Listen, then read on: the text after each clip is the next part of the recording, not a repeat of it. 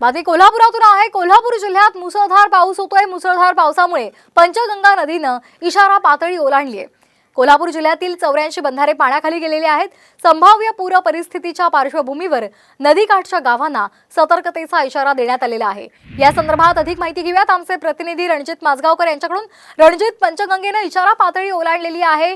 पूर परिस्थितीच्या पार्श्वभूमीवर गावांना सतर्कतेचा इशारा सुद्धा देण्यात आलाय। सध्याचे काय अपडेट्स आहेत?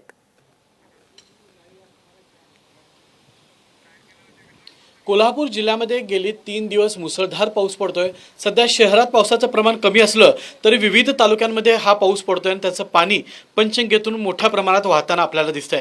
मी सध्या राजाराम बंधारा या परिसरात आहे, जिथं पंचगंगेच्या पाण्याची पातळी मोजली जाते। सध्या पंचगंगा ही इशारा पातळी म्हणजे 39 फुटांवर वाहताना आपल्याला दिसते। काही क्षणापूर्वीच ही इशारा पातळी पंचगंगेने गाठलेली आहे। आता ती धोक्याच्या पातळीवरून वाहताना आपल्याला दिसेल। कोल्हापूर जिल्ह्यातल्या विविध ठिकाणी हा पाऊस पडतोय, त्यामुळे पंचगंगेच्या नदीपात्रामध्ये मोठ्या प्रमाणात पाणी वाढतंय।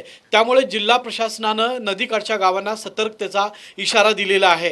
पूर परिस्थितीमध्ये कुठलीही जीवितहानी होऊ नये यासाठी नागरिकांबरोबरच NDRFची टीम देखील सज्ज झालेली आहे। जिल्हा प्रशासन सज्ज झालेलं आहे। एकूण जिल्ह्यातले साधारण 80हून अधिक बंधारे पाण्याखाली गेलेले आहेत, तर राज्यमार्ग हे 2 सध्या विविध पुलांवर पाणी आल्यामुळे, गाव परिसरात पाणी आल्यामुळे राज्यमार्ग बंद झालेले आहेत। कोल्हापूर शहरामध्ये जरी पावसाचं प्रमाण थोडंसं कमी दिसत असलं तरी जिल्ह्यामध्ये मात्र विविध ठिकाणी हा पाऊस असा सुरू आहे। आलमट्टी धरणातून मोठ्या प्रमाणात पाण्याचा विसर्ग सुरू केल्यामुळे यंदा पंचगंगा सध्या संत गतीने वाहताना आपल्याला दिसते।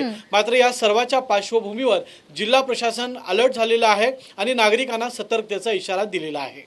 अगदी धन्यवाद रणजित, आपण दिलेल्या माहितीसाठी।